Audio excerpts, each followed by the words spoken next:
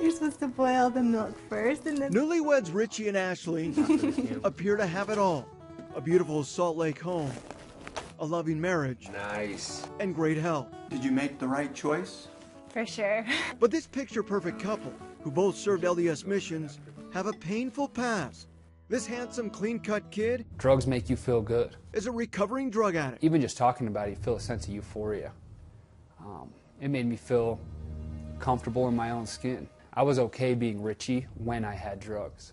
The two met in high school. Richie, the popular football quarterback, Ashley, the cheerleader. It all changed for Richie when he was 16 years old, when he shattered his tailbone while cliff jumping at Lake Powell. That's when he took his first painkillers. I'll never forget the relief that I felt when I took them. It was a sense of being okay, a sense of wellness. I knew that I wanted to feel that way more than just when I was in pain. So Richie continued to pop the pills. When he came home from his LDS mission, a wedding date was set with Ashley for October 28, 2006. And I remember writing in my journal and just saying, I can't believe this is happening to me. But her Prince Charming was living a lie. Just went from really good to really bad really fast. I'm like, who are you? You know what? Who is this person? Richie's life continued to crumble, moving from place to place, month after month, eventually finding himself homeless and living on the streets of Seattle, doing whatever he could to get drugs. Hadn't slept for days, didn't have a dime to my pocket, just had a gym bag over my shoulder and looking up at the Space Needle and just asking God, why? Why have I done this? Just erase me, take me away. Like the prodigal son, Richie returned home. I went up into my mother's bedroom and I said, Mom, I need help one last time. She held me in her arms for an hour before she would take me to detox. Richie's family didn't give up, and neither did Ashley. But I just always felt in my heart that I knew that I loved him, and I couldn't ever deny that to myself. Richie finally got serious help. To describe the way that I felt at the very last time that I used, I can't even really go there, because it was like being alone in a dark room.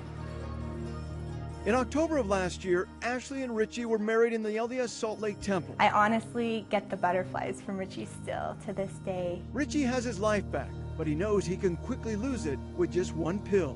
One pill for me might as well be a pharmacy full. My life on the outside was perfect.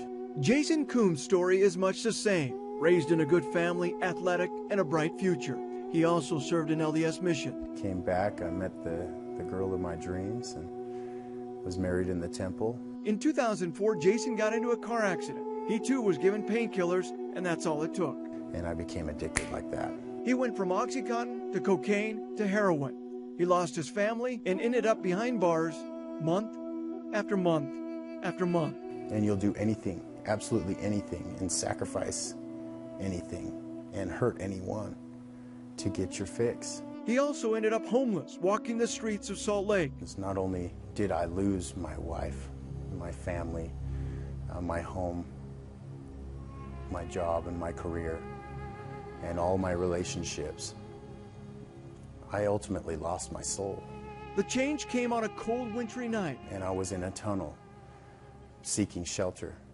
It was the darkest moment of my life. I felt absolutely worthless. And I've reflected back on everything that I'd lost and the people that I'd hurt. And that weighs on your soul.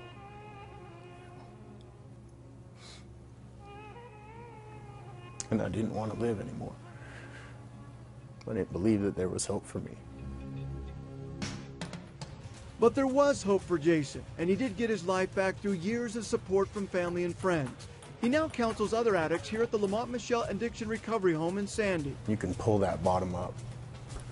You don't have to lose everything in you. Two young men, two paths, both now rebuilding their lives. Recovery is real, and recovery is a possibility. And recovery happens to people who want it. It's a miserable way to live because you hurt people along the way and ultimately you're killing yourself.